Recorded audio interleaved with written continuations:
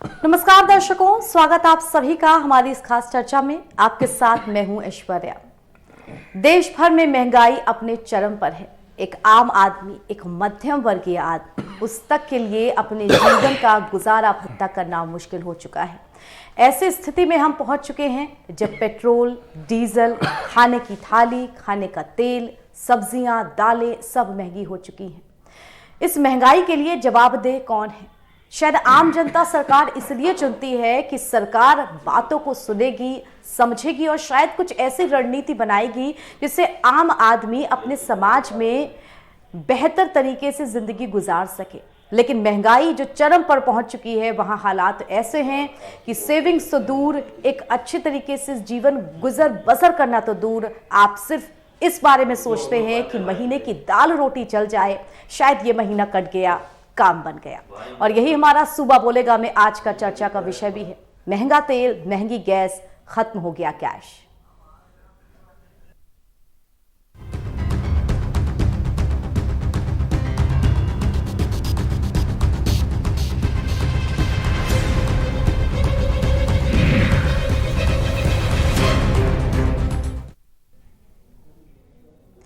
70 के दशक की बॉलीवुड फिल्म रोटी कपड़ा और मकान का गाना बाकी कुछ बचा तो महंगाई मार गई से लेकर के 2010 की बॉलीवुड फिल्म पीपली लाइफ का गाना महंगाई डायन खाए जात है तक महंगाई ने आम आदमी को हमेशा ही तोड़ा है। आम आदमी उम्मीदें लगाए बैठता है कि शायद जिस स्तर तक महंगाई पहुंची है, जद्दोजहद कर करके वो उस स्तर तक पहुंच जाएगा। लेकिन जिस तरह से उस कहावत के अंतर्गत a carrot for a rabbit, rabbit जिंदगी भर उस कैरेट के पीछे भागता रहता है लेकिन कभी अपना मकसद नहीं पूरा कर पाता। शायद महंगाई भी वैसी है। एक आम आदमी दौड़ता रहता है अपने दिनचर्या को लेकर के कि अपने महीने भर का बजट बना ले, लेकिन महंगाई उस आम आदमी की रसोई की 2 वक्त की खाने की थाली को इतना महंगा कर देती है कि 2 वक्त की रोटी, सिर्फ दाल रोटी चलाने में ही शायद आम इंसान अब यह समझने लगा है कि यही उसकी नियति है। अंदाजा लगाइए आप, 15 दिन के अंदर अगर 2 बार घरेलू गैस सिलेंडर के दाम 50-50 रुपए करके 2 बार बढ़ाए जाएंगे, जब पेट्रोल और डीजल 99 रुपए यानी कि 100 रुपए आसपास प्रति लीटर पहुंच जाएगा, खाने के तेल के 1 लीटर के दाम 140 के आसपास पहुंच जाएंगे, तो आम आदमी किस तरह उसका गुजर बसर चलेगा? इस महंगाई की मार सबसे ज्यादा गरीब, निम्न मध्यम वर्ग और मध्यम वर्ग पर पड़ता है। जो उच्च वर्ग होता है वो हमेशा इससे दूर रहता है। लेकिन यह भी जानने और समझने की जरूरत है कि जनसंख्या का एक बड़ा हिस्सा यही गरीब, निम्न मध्यम वर्ग और मध्यम वर्ग मिलकर के बनाते हैं। अगर उनकी कमर टूटी तो सीधा का सीधा असर हमारे देश और उसकी विकास प्रक्रिया पर पड़ेगा। तो आज के हमारे सूबा बोलेगा में यही मुद्दा रहेगा, महंगाई का। चर्चा करेंगे इसी विषय पर। हम हमारे साथ मेहमानों का एक पैनल जोड़ रहा है, लेकिन उससे पहले आप सभी को अपनी विशेष रिपोर्ट दिखा दें।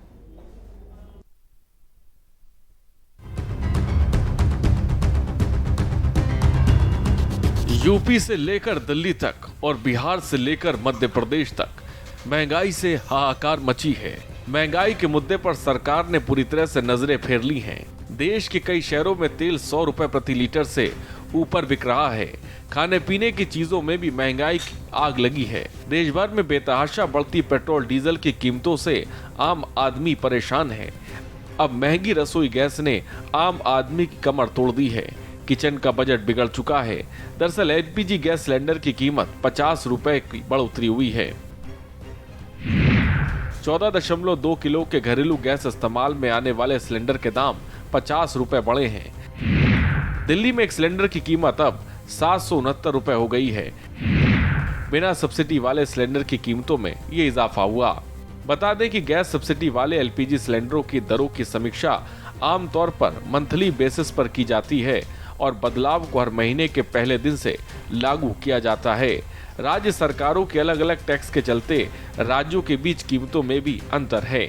वह एलपीजी के दाम में बढ़ोतरी के साथ जनवरी से पेट्रोल और डीजल की दरों में लगातार बढ़ोतरी हो रही है। दिल्ली में पेट्रोल 88.99 रुपए प्रति लीटर, कोलकाता में पेट्रोल 90.25 रुपए प्रति लीटर, मुंबई में पेट्रोल 95.46 रुपए प्रति लीटर, चेन्नई में पेट्रोल 91.19 प्रति लीटर की दर से बिक रहा है। बात अगर डीजल की करें तो दिल्ली में डीजल 89.35 रुपए प्रति लीटर, कोलकाता में डीजल 82.94 रुपए प्रति लीटर, मुंबई में डीजल 86.34 रुपए प्रति लीटर, चेन्नई में डीजल 84.44 रुपए प्रति लीटर की दर से बिक रहा है। बीते महीने जनवरी के दौरान देश में थोक महंगाई दर 2.03% रही, जो इससे पूर्व महीने दिसंबर की तुलना में अधिक है। लेकिन अगर बात साल भर के हिसाब से करें तो थोक महंगाई दर में गिरावट आई है। आपको बता दें, पिछले साल जनवरी में थोक महंगाई दर 3.52% थी। दिसंबर 2020 में थोक महंगाई दर 1.22% थी। 2021 जनवरी में महंगाई दर में तेजी दर्ज हुई है। 2021 के दौरान खुदरा मुद्रास्फीति गिरकर 4.06% आ गई है। खाद्य पदार्थों की थोक मुद्रास्फीति जनवरी 2021 में 0 से 2.8% नीचे रही है। महंगाई सिर्फ तेल और गैस तक सीमित नहीं है। सब्जियों की WPI 13.2% से घटकर -20.82% रही। वहीं आलू की VPI पिछले महीने के 33.75% से घटकर -22.04% पर आ गई है। जनवरी में प्याज की 54.69% से बढ़कर -32.55% पर रही है, जबकि दूध की 3.91% से घटकर 3.56% आ गई है। गौरतलब है कि संसद ने रिजर्व बैंक को खुदरा महंगाई में 2% घट बढ़ के साथ 4% रखने की नीतिगत जिम्मेदारी सौंपी है। तस्वीर साफ है, नई साल में जनवरी से लेकर अब तक आम महंगाई की मार झेल रहा है।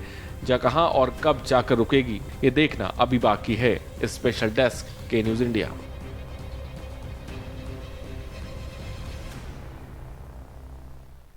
हमारे साथ इस समय मौजूद है बीजेपी नेता प्रदीप सिंह जी। सर, महंगाई बढ़ती जा रही है, आमदनी वही है, इस पर आपको क्या कहना है? आमदनी भी बढ़ता जा रहा है, सिर्फ महंगाई नहीं बढ़ता है। अब महंगाई क्या है, हम लोग तो गांव से आते हैं और गांव में देखा है, आज से 30 साल पहले भूखमरी होता था, अकाल पड़ता था। आज वह देश नहीं है। और जब ये लोग, कांग्रेस वाला क्या बोलेगा, विपक्ष का काम है विरोध करना, ये लोग करता है, परंतु इन्हीं की सरकार में इतने दिन तक शासन किया। ये लोग, हम लोगों ने देखा है, इसके समय में अकाल पड़ता था, सस्ती रोटी की दुकानें खुलती थी। आज वह देश नहीं है। निश्चित रूप से महंगाई पर पूरा नियंत्रण है। 6.5 साल में आम चीज़ों का भाव आप देखें तो कोई ज़्यादा नहीं है। अब पेट्रोल और डीजल के दाम बढ़े। डीजल पेट्रोल बाहर के देशों से आता है, अंतर्राष्ट्रीय मार्केट में उसका बाजार में जो तय होता है वो बढ़ता है, वो अपने यहाँ तो बनता नहीं है। तो डीजल पेट्रोल लेके कितना राजनीति करोगे? अब डिजिटल इंडिया हो गया है, करप्शन खत्म हो रहा है, जीरो टॉलरेंस पर सरकार चल रही है। आज 6.5 साल में किसी का हिम्मत है कि इस सरकार पर उंगली उठा दे? बिजली गाँव-गाँव पहुँचा दिए, सड़कें गाँव-गाँव पहुँच गई। अब भारत से दुनिया भारत को सलाम करता है। कोविड का महामारी का दुनिया में 5-7 लोग वैक्सीन निकालता है तो भारत में निकल जाता है पहले। स्वदेशी वैक्सीन हम कई सैकड़ों देशों को दे रहे हैं। तो विपक्ष को समझ में इन बातों को समझ में नहीं आती है। विपक्ष महंगाई पर राजनीति कर रहा है और किसानों को लगातार भ्रमित कर रहा है। के न्यूज़ के लिए दिल्ली से अजीत सिंह की रिपोर्ट। तो आम आदमी महंगाई की मार झेल रहा है और आम आदमी के पास एक ही विकल्प होता है, अपने जनहित के लिए हर 5 साल में सरकार चुनना। इसी विकल्प के साथ आम आदमी वोट देने जाता है, इस उम्मीद के साथ कि शायद सरकार इस बार कुछ ऐसी नीतियों का निर्धारण करेगी कि महंगाई कुछ कम होगी और उसका जीवन सुखद तरीके से बीतेगा। लेकिन एक चुनी हुई सरकार का क्या कर्तव्य होता है और क्या सरकार उस कर्तव्य पथ पर चल रही है? अगर चल रही होती तो हर साल हमारे सब्जियों के दाम जो कि आसमान को छूते हैं, हर साल जो कि प्याज हमें रुलाता है और अब तो हर छमाही पर ऐसा होने लगा है कि प्याज के दाम आसमान छूते हैं। बात खबरों में आती है, सुर्खियां बनती है और फिर खत्म हो जाती है। शायद इस चीज की हमको आदत सी पड़ चुकी है, इसलिए आम आदमी जितनी महंगाई बढ़ती है उस हिसाब से खींच तान के अपने बजट को एडजस्ट कर लेता है। लेकिन अब महंगाई अपने चरम पर पहुंच चुकी है। बात खाने के तेल से लेकर के दालों तक की करें या पेट्रोल डीजल के दाम से लेकर के घरेलू गैस सिलेंडर तक की करें। जब चौतरफा महंगाई की मार पड़ेगी तो आम आदमी अपने दर्द को बयां करने के लिए बाहर जरूर निकलेगा और अपनी चुनी हुई सरकार से इस बात पर सवाल जरूर पूछेगा कि आखिर महंगाई की मार का बोझ सबसे ज्यादा वही क्यों भरे। टैक्स पेयर होने के नाते हम अपनी सैलरी का एक हिस्सा शुद्ध रूप से सरकार को देते हैं, लेकिन उसके बदले में हर साल आप अंदाजा लगाने की कोशिश करिए कि पिछले साल या पिछले 6 महीनों का ही आंकड़ा ले लें, कौन से ऐसे खाद्य पदार्थ की चीज है जिसके रेट रिवाइज नहीं हुए। अगर खाने के तेल की बात करें तो 1 लीटर तेल के दाम जो कि 80 रुपए के आसपास थे वो अब बढ़कर 140-145 रुपए के आसपास हो चुके हैं। कोई भी ऐसी चीज सोच करके देखिए जो कि दाल से लेकर सोयाबीन तक हो या फिर सब्जी से लेकर गैस सिलेंडर तक हो, जिसके दामों पर बड़ा और व्यापक असर ना पड़ा हो महंगाई का। शायद आपको नाम याद नहीं आएगा, इसलिए नहीं आएगा क्योंकि ऐसी कोई चीज है ही नहीं। आज जिस तरह से पेट्रोल के दाम आसमान छू रहे हैं, जिस तरह से गैस सिलेंडर के दाम लगातार 15 दिनों पर रिवाइज हो रहे हैं, वो भी 50 रुपए प्रति गैस सिलेंडर रेट के साथ, तो बहुत ज्यादा जरूरत है महंगाई पर चर्चा करने की, क्योंकि जनता के पास अपनी तनख्वाह का मिलने वाला 1 महीने का कैश खत्म हो चुका है। वो कैश सिर्फ 2 महीने की 1 महीने की दाल रोटी में ही खत्म हो जाता है। तो चर्चा करेंगे इसी पर हम। हमारे साथ मेहमानों का एक पैनल जुड़ चुका है, आइए उनका परिचय आपसे करा देते हैं। हमारे साथ प्रेमकांत तिवारी जी जुड़े हुए हैं, सीनियर जर्नलिस्ट हैं। सर बहुत स्वागत है आपका। और साथ ही हमारे साथ डीसी शुक्ला जी जुड़े हुए हैं, आर्थिक विशेषज्ञ हैं, उनसे भी हम बातचीत करेंगे। सबसे पहले प्रेमकांत जी आपके पास में आऊंगी। महंगाई को लेकर के चर्चा हर बार होती है। महंगाई ऐसा टॉपिक है जिस पर जितना बोला जाए उतना कम है, लेकिन शायद महंगाई ऐसा टॉपिक भी है जो सीधे सीधे हमारे जीवन पर असर करता है। हमारे खाने पीने की 2 वक्त की रोटी से लेकर के हमारे तन पे पहनने वाले कपड़े तक हर चीज महंगाई पर निर्भर करती है। आज के वक्त में जब सरकारें इस चीज को अपने मैनिफेस्टो में रखती हैं कि महंगाई नहीं बढ़ेगी, महंगाई की मार बहुत ज्यादा हो चुकी है, हम आएंगे तो इस चीज के दामों में बढ़ोतरी नहीं होगी, फला चीज के दामों में बढ़ोतरी नहीं होगी, लेकिन देखने को सिर्फ यही मिलता है कि सरकार के वो वायदे सिर्फ वायदे ही रह जाते हैं। धरातल पर स्थितियां क्या हैं वो आप खुद ही देख रहे हैं। एक बात ये है ऐश्वर्या कि आपने ये मुद्दा जो उठाया महंगाई का, ये वास्तव में बहुत ही जायज़ मुद्दा है और इस पर ज़रूर चर्चा होनी चाहिए। तो मैं इसके लिए तो आपको धन्यवाद देना चाहूँगा। अब दूसरी बात आती है महंगाई की। हम लोग, आप भी और हम अपनी पीढ़ी में अपने से ऊपर, और ये कह लीजिए कि पुरखों की, जैसे जो दादा लोग हमारे थे, वो भी कहा करते थे कि हम जिस ज़माने में हमारा बचपन गुजरा है 1 रुपए किलो घी हुआ करता था और आज तो बड़ी महंगाई बढ़ गई है। फिर यही दूसरी पीढ़ी से भी सुना, यही अपनी पीढ़ी में भी देख रहे हैं, तो और ये अगली पीढ़ी भी कहेगी। जाहिर है कि ये जो कीमतें हैं वो आप देख लीजिए कि बहुत हमेशा बढ़ती रही हैं। इन्फ्लेशन हमेशा एक बना ही रहता है। लेकिन अभी एक बात मैं सुन रहा था कि वो नेताजी जिनसे कमेंट लिए जा रहे थे, उन्होंने ये कहा कि भाई महंगाई बढ़ी है तो आमदनी भी तो बढ़ी है। ठीक है, आमदनी बढ़ी है, महंगाई भी बढ़ी है, लेकिन वास्तव में एक चीज़ ये होती है कि जब महंगाई इतनी बढ़ जाए कि आम आदमी की कमर टूटने लगे तो महंगाई वास्तव में फिर चिंता में आम लोगों को डाल देती है। और आजकल जो ये महंगाई है, वास्तव में पेट्रोल या डीजल की कीमतें देख ली जाएं या घरेलू गैस की कीमतें देख ली जाएं या दाल और सब्जी की चीज़ें देख ली जाएं, तो वास्तव में इस समय ख़ास तौर से ख़ास परिस्थितियां भी हैं। जबकि कोरोना काल में बहुत से लोगों की नौकरियां छूट गई, रोजगार छूट गया है, तब ये दोहरी मार है कि एक तो रोजी रोटी के लाले पड़े हुए और दूसरी ये चीजें महंगी होती जा रही। तो कोरोना काल में न जाने कितने लोग, आप देख लीजिए कि बहुत से लोग जो बाहर के राज्यों में काम कर रहे थे, मुंबई में, हरियाणा में, पंजाब में, तो वो सब लोग बेचारे लौट करके आए। अब वो पैदल आए, फिर कैसे आए, ये तो सब बातें जो है वो इस समय चर्चा से बाहर रहनी चाहिए। लेकिन बेरोजगार हो गए बहुत से लोग। बिल्कुल। ये बेरोजगारी जो है और बेरोजगारी के ऊपर महंगाई, ये एक वास्तव में बहुत बड़ी समस्या है। और इस पे सरकार, ये बात सही है कि जिस तरीके से अपने मैनिफेस्टो में हर कोई ये कहता है कि हम आएंगे अगर सत्ता में तो महंगाई पर काबू करेंगे, कीमतों पर नियंत्रण करेंगे और जनता के लिए हम ये चीज़ें ला देंगे, वो सब अनुभव होंगे। तो लेकिन ये कर कोई नहीं पाता है। आमतौर से देखा जाए तो कर कोई नहीं पाता है, और ये करना किसी के लिए लगता है कि आसान चीज़ भी नहीं है। और ये होना चाहिए कि वास्तव में इनके पास जो एक थिंक टैंक होता है, जो सरकार, चाहे वो रिजर्व बैंक के अपने जो गवर्नर हैं या आर्थिक सलाहकार हैं, ऐसे लोग हैं जो बहुत सारे संस्थाओं में, वित्तीय संस्थाओं में जो विशेषज्ञ हैं, उनकी मदद से इस बात पर इनको कोशिश करनी चाहिए कि महंगाई कैसे काबू में रहे। एक तो ये बात है कि प्रोडक्शन बढ़े जी, और प्रोडक्शन बढ़ेगा तो सप्लाई बढ़ेगी, तो उस सप्लाई को किस तरह से मांग और आपूर्ति दोनों का एक संतुलन स्थापित किया जाए, वो बेहतर रहेगा। बिल्कुल। हमारे साथ यहाँ पर दिनेश जी भी जुड़े हुए हैं। दिनेश जी, आप तक आवाज पहुंच रही है मेरी? जी, बहुत स्वागत आपका सर हमारे इस चर्चा में।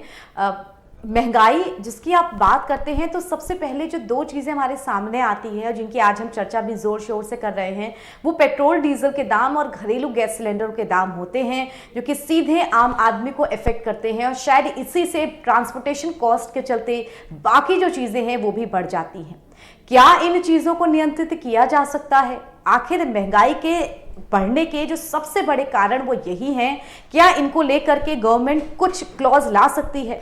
क्योंकि सरकार हमेशा इस चीज़ का वादा दिलाती है, भरोसा दिलाती है कि ये चीज़ काबू कर ली जाएगी, लेकिन फिर भी जब महंगाई बढ़ती है तो हाथ खड़े कर दिए जाते हैं कि अंतर्राष्ट्रीय बाजार का हवाला दिया जा रहा है, तो हमारे साथ ऐसा हो रहा है। क्या वाकई में ये परिस्थितियां हैं और किस तरह से इन्हें कंट्रोल किया जा सकता है? बड़ा एक दुखद रहा है कि हमेशा जितनी भी सरकारें रही हैं, कहा तो उन्होंने है, लेकिन पेट्रोलियम प्राइसेस के बढ़ाने में उन सब की बड़ी अहम भूमिका रही है। और इस बार का जो कार्यकाल आप देखिए, जब कोरोना की परिस्थितियां हुई तो उसमें टैक्सेस गवर्नमेंट के घट गए, खर्चे गवर्नमेंट ने काफी करते रहे। और हमेशा बजट में भी मैं देखता हूँ, कोई डायरेक्ट टैक्स जब बढ़ता है तो जनता भी चिल्लाती है, और इनडायरेक्ट टैक्स जब बढ़ता है तो जब जनता भी चिल्लाती है। लेकिन सरकारों ने पिछले 15 सालों में आपने देखा, सरकार ने एक बहुत बढ़िया नया ढंग निकाल लिया है रेवेन्यू जनरेट करने का, और ऐसा ढंग निकाल लिया है डीजल और पेट्रोल पे ऊपर टैक्स बढ़ाने का। और ये कि उनको लगा कि ये एक ऐसा एक इंस्ट्रूमेंट है कि जिससे लोग जो है सब प्रभावित होते हैं, और इस पे बहुत ज्यादा हो हल्ला भी नहीं मचता है। पढ़े लिखा तबका, हम लोग टीवी में इसमें बोलते भी हैं, लेकिन जनता चूंकि स्पेसिफिक किसी का नहीं है, अगर इसके बजाय इनकम टैक्स बढ़ता है तो बहुत से लोग चिल्लाने लगते, बहुत से लोग जो है गवर्नमेंट को रिप्रेजेंटेशन देखते। लेकिन संभवतः गवर्नमेंट ने एक वीकनेस जनता की देख ली है। और इससे एक और मजेदार चीज है, गवर्नमेंट को बहुत बड़ा रेवेन्यू मिलने लगा है। और आप समझिए, पूरे बजट में जो पिछला बजट था उनके सारे टैक्सेस घटे, लेकिन डीजल और पेट्रोल के दाम अंतरराष्ट्रीय बाजार में काफी घट गए। उसके बावजूद भी लगातार टैक्स बनाए रखे गए, और इस बार और टैक्स बढ़ाए गए, और डीजल पेट्रोल की कीमतें इतनी ज्यादा बढ़ रही हैं, और उसका असर पूरी अर्थव्यवस्था पे पड़ रहा है। हर चीज आज देखिए जुड़ी हुई है ट्रांसपोर्टेशन से, और डीजल पे आप सोचिए, जैसे ही ट्रांसपोर्टेशन की कॉस्ट बढ़ती है, हर चीजों की कीमतें अपने आप बढ़ जाती हैं। और एक और इसका एक दुखद पहलू और भी है, ये असर गरीबों पे भी पड़ता है। अगर आप टैक्स, इनकम टैक्स में पढ़ाई करें तो सिर्फ अमीरों पे उसका असर पड़ेगा। अगर आप विलासिता वाली चीजों पे टैक्स बढ़ाएं तो उसका असर सिर्फ अमीरों या एक सर्टेन क्लास पे पड़ेगा जो उनका उपभोक्ता है। अगर आप सिगरेट पे बढ़ाते हैं, या मान लीजिए आप लीकर पे बढ़ाते हैं, किसी और पे बढ़ाते हैं, तो उसके कंज्यूमर पे ही असर पड़ता है। और जब आप डीजल और पेट्रोल पे कोई टैक्स बढ़ाते हैं तो आम जनता पे फर्क पड़ता है। और यही कारण है आज देश में एक बहुत बड़ा जो चिंता का विषय है, और वो ये है कि इनकम का डिफरेंस बढ़ता जा रहा है। जो अमीर है वो अमीर होता जा रहा है, जो गरीब है और गरीब होता जा रहा है, क्योंकि डे टू डे की जो लिविंग है, जो लिविंग का स्तर है, जो डे टू डे के खर्चे हैं, वो उतने ही हो रहे हैं जितना जो आदमी पैसे वाला है उसको भी उतना ही पैसा देना पड़ रहा है, और जो साधारण व्यक्ति है, गरीब है, उसको भी। ये एक अर्थव्यवस्था के साथ एक उपहास है। कोई भी दुनिया के किसी भी अर्थशास्त्री से आप पूछ लें, वो हमेशा कहता नहीं साहब दोनों के ऊपर बराबर रेट से टैक्स नहीं लगना चाहिए। लेकिन गवर्नमेंटों ने, पिछली सरकारों ने 15 साल से एक इतनी बढ़िया युक्ति निकाल ली है कि डीजल पेट्रोल के दाम बढ़ाते हैं और इसका फर्क पड़ रहा है। इसमें कई कारण और हैं, अगर आप कहें तो और कारण भी कुछ हैं जो मैं आपको सामने रखना चाहूंगा, अगर आप परमिशन दें या बाद में आप क्वेश्चन पूछें। इसमें 2-3 और बहुत महत्वपूर्ण बिंदु हैं जिसकी वजह से मुझे लग रहा है ये महंगाई दर और बहुत तेजी से बढ़ेगी।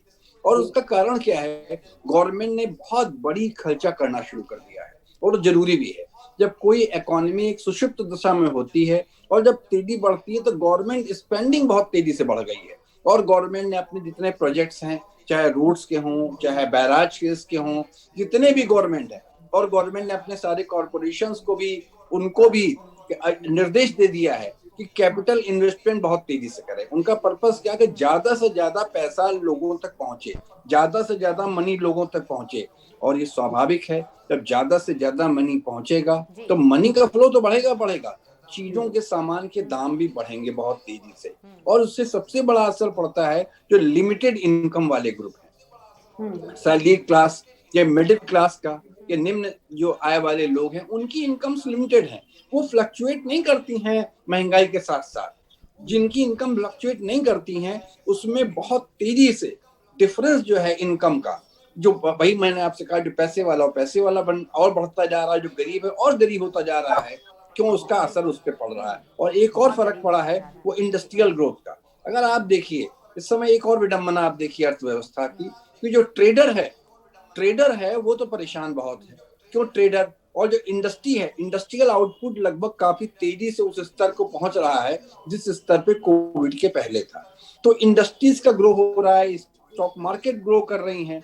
लेकिन जो मिडिल क्लास का जो बिजनेसमैन है या मिडिल क्लास का जो व्यक्ति है, उसकी इनकम बिल्कुल कोरोना की वजह से और भी घटी है और उसके हाथ में डिस्पोजेबल मनी नहीं है। तो ये एक बहुत ही, इसका जो है बहुत उसके दूरगामी परिणाम होंगे। कि वही मैं बात कहना चाहता हूँ, फिर रिपीट करके बात समाप्त करता हूँ, कि जो बड़ा आदमी है वो और बड़ा बनेगा, तो गरीब है, ये मध्यम श्रेणी है, उसके हाथ में कम पैसा आएगा। और ये जो विपन्नता वाली है, डिफरेंस इन द मनी है, ये दूर, इसका बहुत दूरगामी परिणाम है। जरूरत है यहाँ पर कुछ हद तक नीतियों को बदलने की, कुछ हद तक जो आगामी परिस्थितियां हैं उनको समझने की, और जरूरत शायद भ्रष्टाचार को कम करने की भी बहुत ही ज्यादा है। हमारे साथ राहुल त्रिपाठी जी जुड़े हुए हैं सपा की तरफ से। राहुल जी, स्वागत आपका हमारी इस चर्चा में। चर्चा महंगाई पर हो रही है, वो महंगाई जिसे लेकर के सारे सरकारें अपने मैनिफेस्टो में तमाम तरीके के वादे करती हैं। जब विपक्ष में होते हैं तब सरकार को ये कह करके कि सरकार काम नहीं कर पा रही है सही तरीके से, तमाम तरीके के दावे किए जाते हैं। लेकिन वही विपक्ष जब सरकार में आ जाता है तो वही वैसा काम करना लगता है, ढाक के 3-5 जैसा। ऐसे में क्या विपक्ष की इस वक्त जिम्मेदारी नहीं बनती है कि वो मुखर होकर के आगे आए और जो ये असामान्य परिस्थितियां बनी हुई हैं इनके ऊपर लगाम लगाने के लिए सरकार पर दबाव डाले? धन्यवाद। तो सरकार तो की जो मंशा है, जो व्यवस्था है, सरकार मुखर होकर आई है। सरकार की मंशा है अडानी अंबानी उद्योगपतियों को उद्योगपति बनाना। तो जिसके लिए सरकार बनी उसके लिए पूरी मंशा लगा के उनको, उनके लिए, उनकी वृद्धि के लिए क्या हो सकता है, सरकारी योजना क्या हमारे उद्योगपति को और उद्योगपति बना दे, तो ये सब सारा स्कीम सरकार ला रही है। सरकार ने तो एक नारा दे दिया, सबका साथ सबका विकास, और जनता उस नारे में भाग गई। आज सरकार ने सबका साथ तो लिया, लेकिन विकास के रूप में अडानी अंबानी देश के उद्योगपति का विकास कर रही है। जो सरकार की मंशा, अगर देश के उद्योगपति रहेंगे, बड़े रहेंगे, तो हमारी सरकार भी बचे रहेगी और उनकी पूंजीपतियों से अपना चुनाव और सारा कार्यक्रम भी हमारा। और गरीब को हमको क्या देगा? गरीब को मुझे आना है। बिल्कुल। लेकिन राहुल जी, इस बढ़ती हुई महंगाई में विपक्ष क्या अपनी जिम्मेदारी सही तरीके से निभा रहा है? अगर किसान आंदोलन को छोड़कर हम 2 से 3 महीने पीछे जाएंगे तो सिलेंडर और पेट्रोल के दाम तब भी उसी स्तर पर बढ़ते थे, पर विपक्ष लगता है बार बार इन बढ़ते हुए दामों को लेकर के जैसे किसी पर असर नहीं पड़ता है। वैसे शायद विपक्ष भी अब इस मुद्दे को उठाता नहीं है। संविधान को खतरे में डाल दिया, लोकतंत्र को खत्म करने का काम किया। विपक्ष आज मुद्दा उठा रहा है तो उसे आतंकवादी बना दिया जा रहा है। विपक्ष आज सड़क पे जा रहा है तो उसे फर्जी मुकदमे में जेल पे जा रहा है। विपक्ष हर तरीके से भारतीय जनता पार्टी लोकतंत्र को खत्म करे, विपक्ष को डोलने पर दुश्वार कर दिया जा रहा है। अगर विपक्ष अपनी आवाज उठा रही है तो कोरोना का नाम लेकर उनको घर में ही कैद कर दिया जा रहा है। विपक्ष को जितनी ताकत से भारतीय जनता पार्टी ने दिखाया है कि सत्ता क्या होता है, हम विपक्ष को जीने नहीं देंगे, हम विपक्ष को एक आवाज उठाने नहीं देंगे। आज लोकतंत्र और लोकतंत्र बाबा भीमराव अंबेडकर की आत्मा रो रही होगी कि उन्होंने जो संविधान बनाया है, उन्होंने जो व्यवस्था दी है, भारतीय जनता पार्टी के लोग उस संविधान को खत्म कर रहे हैं, उस व्यवस्था को खत्म कर रहे हैं। हमारी सरकार आदरणीय राष्ट्रीय अध्यक्ष अखिलेश यादव जी बराबर संघर्ष कर रहे हैं, रोडों पे उनके कार्यकर्ता जा रहे हैं, प्रदेश व्यापी आंदोलन हम लोग कर रहे हैं, लेकिन आंदोलन को दबाया जा रहा है, लेकिन मुकदमे भी फर्जी डाल रहे हैं। लेकिन समाजवादी लोग गरीब कुचले दबे लोगों के खिलाफ जो सरकार योजना ला रही है, मानने वाले लोग नहीं है। जितने भी मुकदमे भारतीय जनता पार्टी के लोग लगाए, हम लोग संघर्ष करते रहेंगे, लगातार संघर्ष करते रहेंगे। विपक्ष मुखर तरीके से अपनी आवाज उठा रहा है और विपक्ष को उठानी भी चाहिए। प्रेमकांत जी, दिनेश जी और राहुल जी के ही दोनों प्रश्नों को लेकर के आपके पास आऊंगी। बहुत हद तक ये चीज बोली जाती है कि सरकार इस वक्त प्राइवेटाइजेशन पे बहुत ज्यादा जोर दे रही है। बहुत सारे ऐसे सरकारी महकमे हैं जो कि लॉस में जा रहे हैं, चाहे वो बिजली विभाग हो, रेल विभाग हो, एयरलाइंस हो, इन सब को लेकर के आपके तजुर्बे से जानना चाहेंगे कि जो ये सरकारी विभाग है, ये पहले किस हद तक काम करते थे? क्या पहले भी आपने इनको इतना ही भ्रष्ट और इतना ज्यादा लॉस में जाते हुए देखा जितना इस वक्त तक आ रहा है? इस प्रश्न का उत्तर जानेंगे, लेकिन उससे पहले दर्शकों छोटा सा ब्रेक ले लेते हैं, जल्द लौटेंगे और इन सारे प्रश्नों का हल जानेंगे।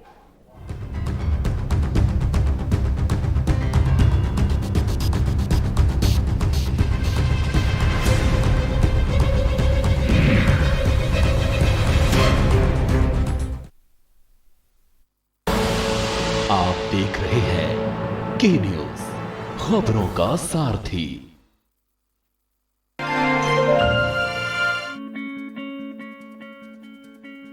उत्तर प्रदेश के अन्नदाता किसान और सरकार आज हाथ में हाथ मिलाकर उत्तर प्रदेश में समृद्धि की नींव रख रहे हैं। किसानों की आमदनी बढ़ाने से लेकर उनके आत्मसम्मान की रक्षा के लिए सरकार बड़े कदम उठा रही है। योगी सरकार के आने से हमें सिंचाई की काफ़ी अच्छी सुविधा उपलब्ध हुई है और पहले के मुकाबले अब हमारा जो गेहूं है काफ़ी अच्छा हो रहा है। उत्तर प्रदेश ने 86 लाख किसानों के 36,000 करोड़ रुपए के ऋण माफ किए हैं और प्रदेश भर के 2 करोड़ 13 लाख किसान प्रधानमंत्री किसान सम्मान निधि से लाभान्वित हुए हैं। ये बताते हुए प्रसन्नता है, प्रदेश के अंदर 2 करोड़ 35 लाख किसान प्रधानमंत्री किसान सम्मान निधि से लाभान्वित हो रहे हैं। लोगों की सुविधा के लिए चीनी मिलों में सल्फरलेस प्लांट की स्थापना हुई है।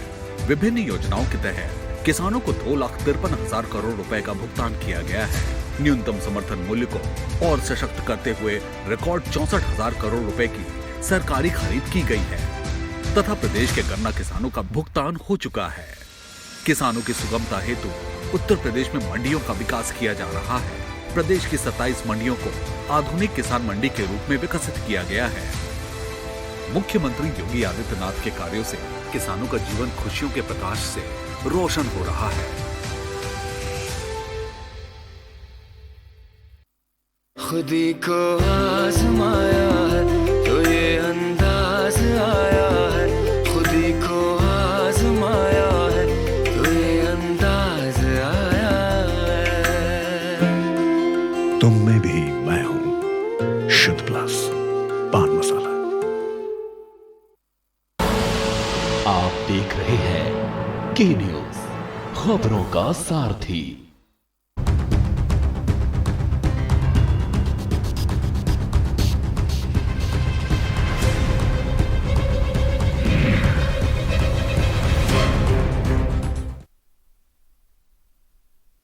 ब्रेक के बाद स्वागत आप सभी का सूबा बोलेगा में।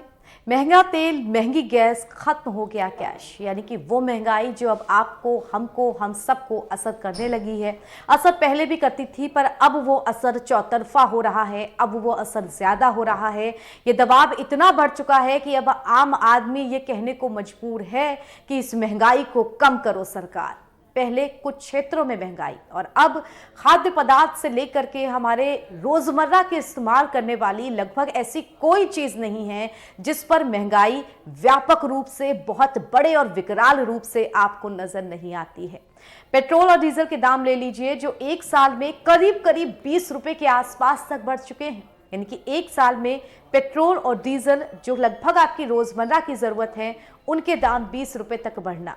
उसके अलावा इस वक्त पेट्रोल और डीजल की कीमतें आसमान छू रही हैं। लगभग हर रोज कुछ ना कुछ बढ़ोतरी या इजाफा इनमें कर दिया जाता है। उसके बाद घरेलू गैस सिलेंडर का दाम का नंबर आता है, उसके बाद खाद्य पदार्थों का, उसके बाद दालों का, उसके बाद सब्जियों का। यानी कि कोई ऐसी चीज नहीं जिससे आम आदमी बच सके, जिसकी तरफ आम आदमी रुख कर सके।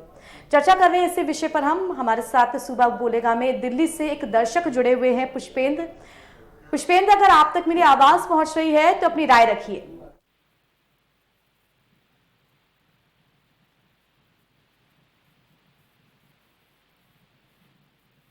आप तक मेरी आवाज पहुंच रही है तो अपनी राय रखिए।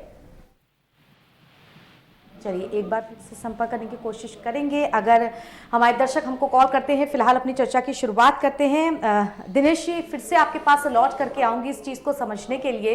एक बार बार इन शब्दों का इस्तेमाल ज़रूर किया जाता है कि सरकार कुछ उद्योगपतियों के लिए जो अपनी नीतियां हैं उनका जो निर्धारण है वो उनको फ़ायदा पहुंचाने के लिए कर रही है। ये बात बहुत ज़्यादा कही जा रही है।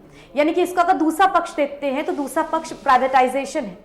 आपको लगता है कि सरकार अगर प्राइवेटाइजेशन का रुख करती है तो इससे दूरगामी परिणाम या भविष्य के परिणाम क्या होंगे, और क्या इसका फायदा पहुंचेगा महंगाई पर? अगर आप देखिए कभी कभी तो राजनीतिक रूप से कराया जाता है। और कॉलेज जुड़ गए हैं सुबह बोलेगा में राजेंद्र जी जुड़ गए हैं झारखंड से। राजेंद्र जी, अपनी राय रखिए। नमस्कार। जो महंगाई का दौर अभी बढ़ रहा है मैम, वो देश में बहुत सिचुएशन खराब है, चाहे आंतरिक हो या बाहरी हो, देश की स्थिति बहुत खराब है। ऐसी परिस्थिति में दुश्मनों का नजर भारत के अंदर में है और बाहर से भी है। तो 20 साल के लिए देश में इमरजेंसी लगा दे। सुभाष चंद्र बोस का भी यही कहना था, तभी देश बढ़ेगा। और नहीं तो जातिवादी नेता लोग जो त्रिपाठी जी है, समाजवादी, ये सब जातिवादी करके देश को बंधक बना देंगे। 20 साल तक देश में इमरजेंसी की आवश्यकता है और आपसे हम मांग करते हैं कि इस पर भी आप चर्चा कीजिए। बिल्कुल, बहुत धन्यवाद आपका हमारे साथ राजेंद्र जी अपनी राय रखने के लिए। आपका सवाल मैं प्रेमकांत जी के पास लेकर के जाऊंगी। प्रेमकांत जी, राजेंद्र जी ये जानना चाह रहे थे कि सही भी है, भारत एक बड़ा बजट जो है वो अपने डिफेंस पे खर्च करता है और दुश्मनों की निगाहें भी लगातार भारत पे पड़ी रहती हैं। ऐसे में महंगाई जिस स्तर से बढ़ रही है और जिस स्तर से हमारे देश के आंतरिक हालात बन रहे हैं, इन सब की चर्चा बाहर भी होती है। कितना इसका आप असर सोचते हैं? डिफेंस का बजट बढ़ना, शिक्षा स्वास्थ्य का बजट घटना, अंदर महंगाई की ऑलरेडी मार होना और ऊपर से दुश्मनों की नजर रखना, ये परिस्थितियां कुछ इस तरह की हैं कि इनसे निकलना जरूरी है। ये सवाल वास्तव में हमारे जो दर्शक हैं, जिन्होंने अभी श्रोताओं ने कांटेक्ट किया है, उन बहुत सही सवाल उठाया है। जब डिफेंस का बजट बढ़ता है तो उसका असर तो पड़ेगा ही पड़ेगा। और जाहिर है कि पिछले अप्रैल से देखा जाए तो ख़ासतौर से लद्दाख, पूर्वी लद्दाख में हमको इन समस्याओं का सामना करना पड़ रहा है। और वैसे तो हमारे दो पड़ोसी देशों से कुछ तनाव के रिश्ते चला करते हैं, लेकिन ये जो पूर्वी लद्दाख वाला मामला है, इसने ख़ासतौर से ऐसी परिस्थितियाँ। हमारे साथ एक और यहाँ पर दर्शक कुरुक्षेत्र से जुड़ गए हैं। अगर आप तक मेरी आवाज पहुंच रही है तो अपनी राय रखिए। मैं ये कहना चाहता हूँ कि प्राय कर जितने चैनल हैं हमारे, वो 30 पैसे 38 पैसे पेट्रोल का रेट बढ़ जाता है तो हाहाकार मच जाता है, जैसे भाई देश में तूफान आ गया। मैं आपके चैनल के माध्यम से बड़ी विनम्रता से पूछना चाहता हूँ इन नेताओं से कि जब महंगाई बढ़ती है तो आप अपना महंगाई भत्ता छोड़ते हो? क्या आप राष्ट्र के लिए कुछ करना चाहते हैं या सिर्फ देश को लूटना ही चाहते हैं? मैं आपके चैनल के माध्यम से ये पूछना चाहता हूँ कि जो दिशा को सपोर्ट कर रहे हैं और दूसरे उग्रवादियों को सपोर्ट कर रहे हैं, वो ये नहीं सोचते कि देश में महंगाई बढ़ रही है। मुझे तो कहीं नजर नहीं आती, क्योंकि जो जब से कोरोना लगा है तब से मेरा डीए जो है ना कट रहा है 6,000 रुपए। तो मैं किसकी माँ को मौसी कहूँ? 4 रुपए और 19 पैसे मेरे को सब्सिडी मिलती है सिलेंडर की वापसी की। पहले 200 रुपए मिलते थे, वो बंद हो गए। हम तो नहीं चिल्ला रहे। और जहाँ तक सवाल है महंगाई का, महंगाई को तो इन जो है ना बड़ी विनम्रता से मैं कहना चाहता हूँ कि इन किसानों ने घेर रखा है महंगाई को। शिकायत जो है ना मौज कर रहा है आम आदमी, आम बेचारा जो गरीब किसान है वो मर रहा है बॉर्डर के ऊपर। आदमी उस पर महंगाई की मार बहुत ज्यादा जबरदस्त पड़ रही है। बहुत धन्यवाद हमारे साथ जुड़ने के लिए आपका। एक और दर्शक हमारे साथ जुड़े हुए हैं, अमित मेरठ से। अमित, अपनी राय रखिए।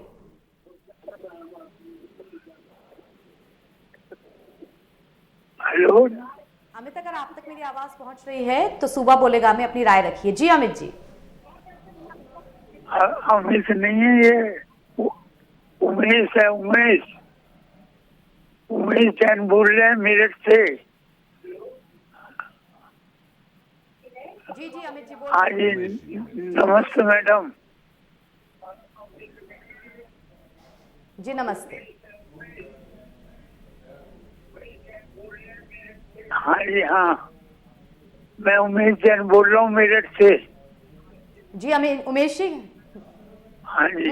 जी उमेश जी, कुछ बोलना चाहते हैं महंगाई पर? हाँ जी, मैं कहना चाह रहा हूँ महंगाई पे।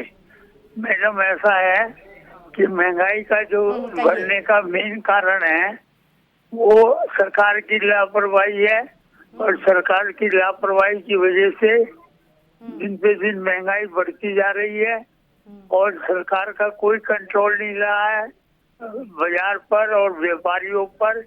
इसलिए वो ब्लैकमेलिंग ज्यादा कर रहे हैं और इसलिए महंगाई दिन पे दिन बढ़ती जा रही है और आम आदमी पिसता जा रहा है और गरीब आदमी की कोई सुनने वाला नहीं है। इसलिए सरकार को ध्यान देना चाहिए गरीब आदमी की तरफ भी, केवल पूंजीपति वालों की तरफ ध्यान नहीं देना चाहिए। ठीक है, बहुत धन्यवाद उमेश जी हमारे साथ जुड़ने के लिए। दर्शकों, ये हिंदुस्तान की जनता की वो आवाज है जो कि महंगाई के चलते अब उभर करके अब मुखर होकर के सामने आ रही है। हमारे चैनल के माध्यम से हम दिखा रहे हैं कि लोगों को क्या क्या समस्याएं हैं। प्रेमकांत जी, आपके पास में लौटती हूँ। जो दोनों दर्शक थे हमारे, अलग अलग प्रश्न उनके पूछे, लेकिन सार उनका वही था। उनके सार में शायद इस बात का डर छुपा हुआ था कि महंगाई की वजह से आम आदमी यानी कि उन पर तो मार पड़ ही रही है, जो बाहरी शक्तियां हैं उनका जो देश पे कब्जा करने का डर है वो भी बहुत ज्यादा बढ़ता जा रहा है। और एक समस्या ये भी थी, सरकार की नीतियों में जिस तरह से महंगाई भत्ता और अन्य चीजें होती हैं वो सब वैसे की वैसे ही रहती हैं। जो कुछ एक बड़ा बोझ डालना होता है वो या तो टैक्स के रूप में या थोड़ा बहुत पेट्रोल और डीजल के दामों में बढ़ा करके आम जनता पे ही डाल दिया जाता है। आखिर क्यों ऐसे चलन की शुरुआत की गई है? अभी आपने जैसे बजट के ऊपर बात की, बजट में एक चीज़ ये है कि हमारे कुछ साथियों ने डिफेंस के बारे में बातचीत की और भी चीज़ों की। कोरोना में ख़ास तौर से जो ये एक साल भर का लगभग कह लीजिए कि एक समय रहा है, उसमें ऐसी स्थितियां आई कि एक तो बीमारी ना हो, कोरोना काल में लॉकडाउन लगाया गया तो बहुत सारी चीज़ें गतिविधियां बंद हो गई, बेरोजगारी भी बढ़ी, महंगाई भी उस टाइम पे बढ़ी और कई चीज़ों की सप्लाई जो है वो मुश्किल में हो गई, तो बहुत से लोगों को तकलीफ ये भी उठानी पड़ी। दूसरे आप एक बात ये देखिए कि बहुत सारा जो वित्तीय बोझ पड़ गया वो बीमारी को कंट्रोल करने पे पड़ गया, वैक्सीन को डेवलप करने पे पड़ गया। बहुत से हमने अपने मित्र देशों को वैक्सीन अपनी दी है, तो ऐसी सूरत में ये भी एक बहुत बड़ा खर्चा हमारे ऊपर पड़ गया और इसका भी स्वाभाविक रूप से एक असर पड़ना लाजमी था। तो ऐसी भी चीज़ें जब ख़ास तौर से एक तरफ कोरोना की महामारी, उसके वजह से और भी चीज़ें, तो ऐसी सूरत में जब डिफेंस का भी खर्चा बढ़ रहा हो तो ये महंगाई बढ़ना लाजमी सा, बिल्कुल स्वाभाविक सी बात है। लेकिन अब एक बात ये ज़रूर देखना है कि डिमांड एंड सप्लाई का जो बैलेंस होता है, जो मार्केट में चीज़ों को कहाँ से कहाँ पहुँचाया जाए। बहुत सारी चीज़ें ऐसी होती हैं जो उत्पादन कहीं पर हो रहा है तो वहाँ पर वो चीज़ बहुत सस्ती हो जाती है, और दूसरी जगह उत्पादन नहीं हो रहा है तो वहाँ अगर चीज़ें नहीं पहुँचेंगी संतुलित तरीके से तो वहाँ बहुत महंगी हो जाती हैं। इस पर भी सरकार को ध्यान देने की जरूरत है। बिल्कुल, जो चीजों के दामों में इनबैलेंस की स्थिति बन जाती है, हाँ, उनको कंट्रोल करना जमाखोरी ना हो, जरूरी है। हाँ। हमारे साथ एक और दर्शक सुबह बोलेगा में रुड़की से जुड़ गए हैं हमारे साथ। हेलो, अगर आप तक मेरी आवाज पहुंच रही है तो सवाल पूछिए। जी बताइए। देखिए, जब भी आप पेट्रोल डीजल पर दाम बढ़ाएंगे तो महंगाई तो निश्चित रूप से बढ़ेगी, और इसके लिए सरकार को कंट्रोल करना चाहिए। अगर सरकार आज नहीं करती है तो जो स्थिति है वही स्थिति हमारे हिंदुस्तान में बनेगी।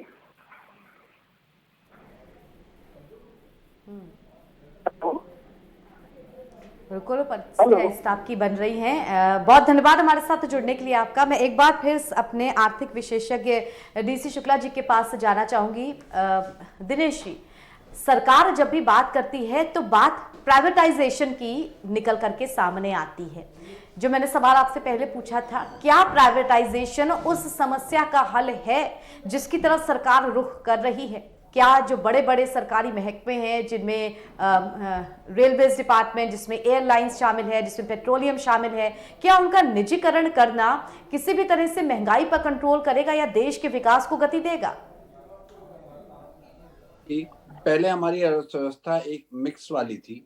ये बात तो स्पष्ट देखिए हमेशा से बहुत साफ है कि सरकार का काम व्यापार करना नहीं है। सरकार व्यापार नहीं कर सकती, क्यों? सरकार के पास ना उतने टेक्निकल एक्सपर्ट लोग हैं, ना सरकार जो उनकी जो संस्थाएं हैं उनको डिसीजन मेकिंग पावर देती है, ना सरकार के पास इतनी पूंजी है। और हमने वर्ल्ड में जितने भी देश हैं, चाहे चीन के भी आप देख लीजिए, चीन कहने के लिए जरूर कम्युनिस्ट कंट्री है, लेकिन व्यापार में उसने सिर्फ प्राइवेट सेक्टर को ही दिया है। और जब 75 या उसके बाद के क्षेत्र से उसने पूरी तरह से खोल दिया है। और हमने ही बहुत प्रयास किए, एयर इंडिया, स्कूटर इंडिया, सारी स्पिनिंग मिल्स, एल्किन मिल्स, लेकिन अल्टीमेटली देखा उनमें कुछ बचत तो हुई नहीं, और बल्कि हर साल सरकार को बहुत लंबा पैसा देना पड़ता था। और हमारे पास टेक्निकल एक्सपर्ट न होने की वजह से आप एंटरप्रेन्योरशिप उसमें डेवलप हो पाई। तो आप देखिए सरकार को सारे के सारे ऑर्गेनाइजेशन या तो बंद हो गए या तो वो बंद होने की कगार पे हैं, और सरकार को उनको सैलरी देने के लिए एक बहुत लंबा अमाउंट देना पड़ता है। क्यों? वो एफिशिएंसी, देखिए एक चीज तो आपको मानना पड़ेगा, जो मोटिवेशन है वो एंटरप्रेन्योरशिप है, उद्यमिता है, वो सरकार के अंदर नहीं आ सकती, वो तो हमेशा प्राइवेट पर्सन के अंदर आएगी। और ये सरकार जो कदम उठा रही है, मैं नहीं कहता हूँ पूरी तरह से, हो सकता है राजनीतिक रूप से लोग विरोध करें, लेकिन अल्टीमेटली काम को, सरकार को अपना काम रेगुलेटरी बॉडी तक ही सीमित रखना पड़ेगा। ठीक है दिनेश जी, आपको रोकना चाहूंगी। एक हमारे साथ कॉलर विकास सहारनपुर से जुड़ गए हैं। विकास, आप तक मेरी आवाज पहुंच रही है? अपनी राय रखिए। आप जिस व्यक्ति से बात कर रहे हैं, चलिए एक बार फिर से विकास अगर संपर्क करने की कोशिश करेंगे तो हम उनसे बात पूछेंगे। जी दिनेश जी, आप फिर से, मैं आपके पास आती हूँ, फिर से आपसे समझना चाहूंगी। आप देखिए अल्टीमेटली अगर आप बैंकों को देखिए, चाहे जो भी रीजन रहा हो, आज बैंकों की स्थितियां बहुत खराब है। अगर अंतरराष्ट्रीय अगर स्तर पे देखें तो किसी बैंक की पूंजी और उनकी जो है मजबूती इतनी नहीं है कि वर्ल्ड स्टैंडर्ड पे हम खड़े हो सकें। तो हमें इस पे सुधार तो लाना ही होगा, और प्राइवेट सेक्टर को धीरे धीरे, जब तक वो प्राइवेट सेक्टर की तरफ नहीं जाएंगे, वो तो उनको करना ही पड़ेगा। एक रीजन और भी है, देखिए सैलरीज इफिशियंसी जो है, देखिए हम लोग अक्सर बात ये कहते हैं कि हमारे वर्कर सस्ते हैं। देखिए वर्कर हमारे सस्ते नहीं है। क्यों वर्कर सस्ते? क्यों वर्कर सिर्फ अमाउंट से मत जोड़िए, उनकी एफिशिएंसी में जोड़िए। अगर हम अपनी वर्कर को एफिशिएंट नहीं बना पा रहे हैं, टेक्निकल नॉलेज उतना नहीं दे पा रहे हैं, तो हमारा वर्कर एफिशिएंट नहीं होगा। तो हमें एफिशिएंसी लानी पड़ेगी। और एक चीज और भी है कि जो इंटरनेशनल हम प्राइवेट पार्टनरशिप पे इंटरनेशनल लेवल पे आ रहे हैं, जब तक हम उस लेवल पे जल्दी डिसीजन मेकिंग पावर नहीं देंगे। हमारी तो यहाँ पर एक और कॉलर हमारे साथ उत्तराखंड से जुड़ गए हैं। नमस्कार, स्वागत आपका सुबह बोलेगा में, अपनी राय रखिए। जी नमस्कार, मैं उत्तराखंड से पूर्व शरीफ बलवंत सिंह बोल रहा हूँ। जी मैं ये पूछना चाह रहा हूँ मोदी सरकार से कि झूठ बोलना कब बंद करेगी ये?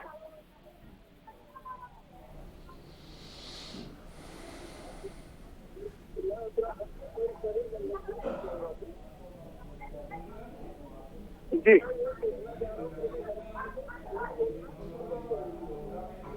मैं ये बिल्कुल, तो महंगाई का जो चारों तरफ का कहर है वो एक साथ आम आदमी को।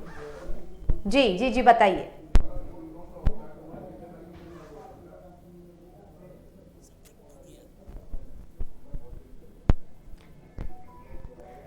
तो महंगाई की चौतरफा मार आम आदमी पर जबरदस्त तरीके से पड़ रही है। चर्चा करेंगे उसी पर हम। राहुल त्रिपाठी जी यहाँ कुछ कहना भी चाहते हैं। राहुल जी आपकी बात भी सुनूंगी, लेकिन एक प्रश्न हमारी तरफ से भी, विपक्ष होने के नाते, और वो विपक्ष जो 5 साल पहले प्रदेश की सरकार में भी था मुखिया के तौर पे, लेकिन तब भी जो महंगाई है, जो बाकी सब चीजों में अनियमितताएं हैं, वो वैसे की वैसी ही थी। आज की सरकार से अगर हम सवाल जवाब करते हैं तो एक तर्क ये भी दिया जाता है कि ये हमको पिछली सरकार से विरासत में मिला है, इसीलिए ये परिस्थितियां इतनी खराब हैं, इसीलिए ये महकमे इस तरह से काम कर रहे हैं, इस तरह से लॉस में जा रहे हैं, शायद इनको बहुत वक्त लग जाएगा ठीक में। फिर सरकार बदलती है, वही विपक्ष जो है वो सत्ता में आता है, वो पिछली सरकार पे अपनी सारी नीतियों का ठीकरा फोड़ता है। क्या ये चीज जनता स्वीकार करेगी? जनता हर बार आपके मैनिफेस्टो को देख करके जिस तरह से वोट देती है, कि सरकारी पार्टियों की जिम्मेदारी नहीं बनती है कि उन चीजों को भी पूरा किया जाए जिन वायदों को करके आप सत्ता में आते हैं? अगर आम जनमानस का किसी पार्टी पे भरोसा है, मैनिफेस्टो पे किसी के भरोसा है, तो वो समाजवादी पार्टी के मैनिफेस्टो पे भरोसा है। मैनिफेस्टो में जो समाजवादी पार्टी ने काम मैनिफेस्टो में लिखते हैं उसको करके दिखाते हैं। भारतीय जनता पार्टी का मैनिफेस्टो 100% फॉल्स है, 100% झूठा है। और लगातार आप महंगाई की बात कर रही हैं। महंगाई माननीय राष्ट्रीय अध्यक्ष मुख्यमंत्री अखिलेश यादव जी की सरकार देखिए, योगी बाबा जी की सरकार देखिए, देश की सरकार में देख लीजिए, कांग्रेस की थी, भाजपा की सरकार में, तो आपको महंगाई का एहसास हो जाएगा। ये तो एक बहाना है। लगातार इस देश और प्रदेश में एक सूत्री कार्यक्रम इस देश और प्रदेश के उद्योगपति को उद्योगपति बनाने का है। बाकी आप हाई कोर्ट से लेकर सुप्रीम कोर्ट तक लूट, हत्या, बलात्कार पूरे विश्व में सबसे अधिक उत्तर प्रदेश में है। ये आप बताइए कि हर विधा से सारे आपद विपद उत्तर प्रदेश और भारत देश में है। आज अर्थव्यवस्था हमारी कहाँ जाके गिर गई है। विदेश की यात्रा मोदी जी कर गए, अच्छे दिन लाने की बात कर गए, विदेशों से उन्होंने क्या लाया हमारे देश में, आज तक हमने सोचे कितना इन्वेस्टमेंट हुआ, आज तक आम जनमानस को नहीं पता चला। नीरव मोदी भागा, मेहर भागा, सारे पैसे एकदम लेकर सब भाग रहे हैं, और आज तक उनका कोई नारा जो है पता नहीं चल पा रहा है कि क्या वो देश में इतना दौड़ा पूरे विश्व में किए हैं। उनका तो जिनी साहब, हमारे देश के प्रधानमंत्री जी का जिनी साहब वर्ल्ड रिकॉर्ड में नाम लिखा जाएगा कि बताओ कि कौन देश का ऐसा प्रधानमंत्री है जो बनने के बाद सबसे ज्यादा विदेश यात्रा में हिंदुस्तान का धन खर्चा किया और वहां से फूटी कौड़ी भी विकास का इस देश में नहीं लाया। ये देश की जनता जानना चाहती है। तमाम वादा किया, लेकिन किसी वादा पे 15 लाख तो आज जनता टकटकी भरी निगाह से देख रही है, लेकिन किसी प्रकार का कोई वादा नहीं पूरा हो रहा है। महंगाई, तेल से लेके डीजल, पेट्रोल, गैस सिलेंडर, हर प्रकार की महंगाई तो बढ़ी है। मिला क्या है? मिला गरीबों को क्या है? बेरोजगारी मिली है, हत्याएं मिली है, बलात्कार मिला है महिलाओं को, और इस सरकार में कुछ नहीं मिला है। ये सरकार का आम जनमानस परेशान है। आवाज नहीं आ रही। प्रेमकांत जी आपके पास में आऊंगी, राहुल जी के पास। सरकार जिस तरह से काम करती है, सरकार जिस तरह से नीतियां बनाती है, जिस तरह से और तमाम जो चीज़ें हैं उन पर एक खाका तैयार किया जाता है, क्या भ्रष्टाचार एक बड़ी वजह है इस महंगाई पर मार की, महंगाई बढ़ने की? कम से कम एक बात तो ये कही जा सकती कि जो भ्रष्टाचार के जरिए लंबी रकम कमाते हैं, बड़ी रकम कमाते हैं, महंगाई से वो तो बेअसर रहते हैं, क्योंकि उनके पास पैसे की कोई कमी नहीं होती है और वो लोग किसी भी चीज को महंगे में भी खरीद सकते हैं। बल्कि ऐसे लोग जिनके पास पैसा बहुत आ जाता है तो वो अगर सब्जी भी कोई खाते हैं तो शुरू में जब सबसे महंगी होती तभी उसको खाते हैं, उसके बाद में वो छोड़ देते हैं, कहते हैं अब सस्ती हो गई, अब स्वाद नहीं रह गया। उनको स्वाद भी महंगे में ही आता है। तो इस लिहाज से उनकी तो एक बात अलग है। लेकिन आमतौर से जो अभी एक बात हुई थी कि निम्न तबके और मध्यम तबके इन लोगों के ऊपर सबसे ज्यादा असर पड़ता है और जाहिर है कि भ्रष्टाचार जहां पर भी है और अपने देश में उसमें कोई कमी नहीं है, भ्रष्टाचार बहुत गहरे बैठ गया है। बिल्कुल, एक आंकड़े भी मैं आपको बता दूं, हाल फिलहाल के एक सर्वे में पिछले साल जो भारत भ्रष्टाचार के मामलों में देशों की श्रेणियों में 180 पे था, वो अब 186 पर पहुंच चुका है। क्या छोटी छोटी चीजें मिलाकर ये भी कही जा सकती हैं कि किसी भी चीज जैसे कि बड़ा पुल या बड़ा बांध जो कि बहुत बड़े बड़े कॉन्ट्रैक्ट्स होते हैं, उनमें जो कंस्ट्रक्शन कॉस्ट आती है वो लगातार बढ़ती जाती है। किसी भी चीज या किसी भी फाइल का काम करवाना है तो आम आदमी को रिश्वत देनी है। ये सब जो चीजें हैं, अगर इन पर लगाम कसी जाए तो क्या महंगाई कम की जा सकती है? आप अभी देख लीजिए गाजियाबाद में और क्या हुआ। शमशान में एक व्यक्ति को दाह संस्कार करने गए थे और भ्रष्टाचारी की तो भेंट चढ़ गया। बिल्कुल, हमारे साथ यहाँ एक दर्शक सुबह बोलेगा, मैं प्रेमकांत जी को थोड़ा सा रोकना चाहूंगी। उत्तराखंड से एक दर्शक हमारे साथ जुड़े हुए हैं। नमस्कार, स्वागत आपका सुबह बोलेगा में, अपनी राय रखिए।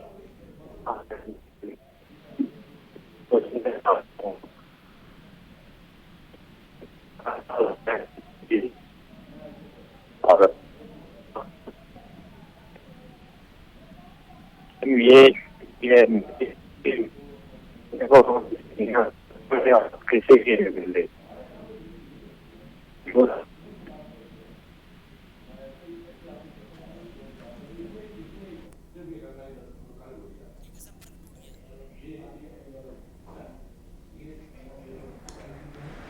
तो लगातार दर्शकों के कॉल हमको आ रहे हैं। हालांकि कहीं ना कहीं नेटवर्क की समस्या के कारण बात नहीं हो पा रही है, लेकिन इतनी सारी कॉलों का इतनी मात्रा में आना इस बात को बताता है कि महंगाई का मुद्दा जनता को असर करता है, जनता को छूता है, जनता तक पहुंचता है, तभी इतने ज्यादा कॉल्स हमको इस शो के लिए आते हैं। दिनेश जी, आपका रुख करूंगी मैं। महंगाई को लेकर के हम बात कर रहे हैं, सरकार की तमाम नीतियां, टैक्स की चीजें, इन सब पे बात होती रहती है। शायद बड़ी बड़ी वो गूढ़ बातें होती हैं जो आम इंसान नहीं समझ सकता है। लेकिन एक सीधा सा सवाल अगर आम आदमी ये पूछे कि अगर महंगाई की मार सरकार को कम करनी हो तो क्या चीजें ऐसी करनी चाहिए जिसके बाद जो आम आदमी है वो शायद इतनी महंगाई की मार ना झेले? क्योंकि कुछ चीजें तो एकदम साफ साफ प्रत्याशित हैं। हर 6 महीने पे प्याज के दाम 20 से लेकर के 80-100 रुपए तक पहुंच जाते हैं। सरकारें इन सब चीजों को बहुत आसानी से रेगुलेट कर सकती हैं क्योंकि ये एकदम से आई हुई आपदाएं नहीं है, लेकिन हाँ, ये आम आदमी को बहुत बड़ी मात्रा में, बहुत बड़े तबके को असर जरूर करती हैं। तो क्या ऐसी पॉलिसीज बनाई जा सकती हैं जिनसे इन सब चीजों को कम किया जा सके? एक भंडारण की, और तीसरा जो हमारे जो कृषक भाई हैं, जो फार्मर्स हैं, उनको समुचित फाइनेंस व्यवस्था करानी है। क्यों ये सारी की सारी प्रॉब्लम्स वहां से शुरू होती हैं। ट्रांसपोर्टेशन की बात तो देखिए, डीजल पेट्रोल के जो दाम बढ़ते हैं तो पूरे भारत में हर चीज हर जगह पे नहीं होती, कहीं ना कहीं से ट्रांसपोर्टेशन करना होता है। और जब ट्रांसपोर्टेशन कॉस्ट बढ़ती है तो कॉस्ट जो बढ़ती है नेचुरली उससे ज्यादा तेजी से महंगाई बढ़ती है। एक और समस्या हमारे यहाँ है, देश में है, और वो है भंडारण की। बहुत बार सरकार ने प्रयास किया कि हम कोल्ड चेन ऐसी बनाएं जिसमें हमारा जो किसान है वो अपना प्रोडक्ट वहां पर रख सके, लेकिन वास्तविकता आज ये है कि किसान का तो बेचारे को हमेशा उसका सामान सस्ते में ही खरीदा जाता है, और जो ट्रेडर्स हैं या बिचौलिए हैं उनसे लेकर अपने हिसाब से सामान को रखते हैं और महंगे से महंगे दाम पे बेचते हैं। 2 चीजें। और तीसरा एक बहुत महत्वपूर्ण मुद्दा है, वो है किसानों को फाइनेंस देने का, जिसमें वो अपने माल को रख सकें, उचित दाम पे बेच सकें, और कम से कम वर्ष पर्यंत। आप देखिए एक चीज और भी है, दामों में हमारे जो एग्रो प्रोडक्ट्स हैं उनके दाम में बहुत उतार चढ़ाव एक सीजन में होता है। एक सीजन में आप देखिए आलू का दाम, जैसे आलू का सीजन आने वाला है, इसके बाद आप देखिए बहुत उतार चढ़ाव होता है। इन सब चीजों के लिए हमें इंफ्रास्ट्रक्चर पूरा क्रिएट करने की जरूरत है। वैसे सरकार काफी काम कर रही है सारी, मैं किसी राजनीतिक बात नहीं करते हुए, लेकिन इसमें सरकार किसान बिल लाकर अब किसानों को बेचना चाह रही है। सरकार का अगला मंशा जो है, अब अडानी अंबानी देश के किसानों का मूल्य तय करेंगे। आने वाले लोगों को, किसान को जो किसान बिल रहा है, किसान बिक रहा है, अत्याचार भाजपा सरकार कर रही है। अब दाम चरगुना ऊपर बढ़ेगा, अधिक से अधिक बढ़ेगा, और किसान के पास बस फांसी के फंदे के सिवा कुछ बचा नहीं है। और गरीब के पास भी फांसी के फंदे कुछ, जब अडानी अंबानी दाम आलू का, तेल का, सरसों का लगाएंगे तो आम गरीब भी फांसी के फंदे पे तपक के मरने के सिवा उसके पास कुछ रहेगा नहीं। हमारा देश और हमारा संविधान बिल्कुल राहुल जी, इस महंगाई के मुद्दे पर ही जो आम जनता है वो लगातार हमसे संपर्क कर रही है। हरियाणा से एक कॉलर सूबा बोलेगा में जुड़े हुए हैं। स्वागत आपका। अगर आप मुझे सुन पा रहे हो तो अपना सवाल पूछिए, अपनी राय रखिए। हेलो हेलो जी सवाल करिए। जी, आप तक मेरी आवाज पहुंच रही है, आप अपनी राय रखिए। हाँ जी, आ रही है आपकी आवाज? हेलो जी हाँ, आवाज आ रही है। हाँ जी आपकी आवाज पहुंच रही है मेरे पास। मैडम सुनिए, ये जो गवर्नमेंट है, ये गवर्नमेंट कह रही है कि हमने गैस सिलेंडर महंगा कर दिया, तो हम गैस, बहुत सी माताओं को और बहनों को, मित्रों, हमने गैस सिलेंडर फ्री में दिया है।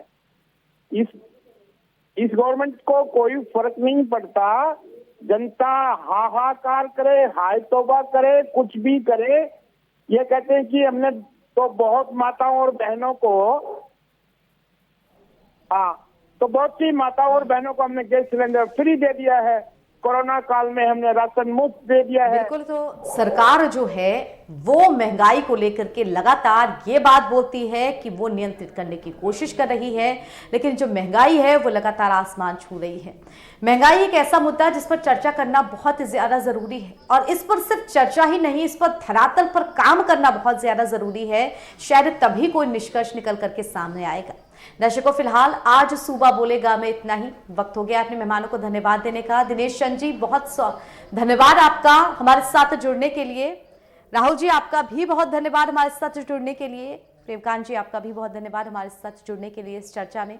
दर्शक, महंगाई एक बहुत ही व्यापक मुद्दा, लेकिन फिर भी हमने कोशिश की कि इस 1 घंटे के सूबा बोलेगा के कार्यक्रम में हम ज्यादा से ज्यादा दर्शकों की राय भी ले सके, और साथ ही जो हमारे साथ मेहमानों का पैनल जुड़ा था उनसे भी समझ सके कि आखिर ये महंगाई इतने व्यापक स्तर पर क्यों पहुंच रही है, और ये महंगाई जिस तरह से हम लोगों को असर कर रही है, इसके दूरगामी परिणाम भी बहुत भयंकर हो सकते हैं अगर इसको यहीं पर ना रोका गया, इस पर लगाम ना लगाई गई। फिलहाल सूबा बोलेगा में इतना ही। वक्त हो चला है आप सबसे विदा लेने का। देश दुनिया की तमाम खबरों के लिए बने रहिए के न्यूज़ के साथ। नमस्कार।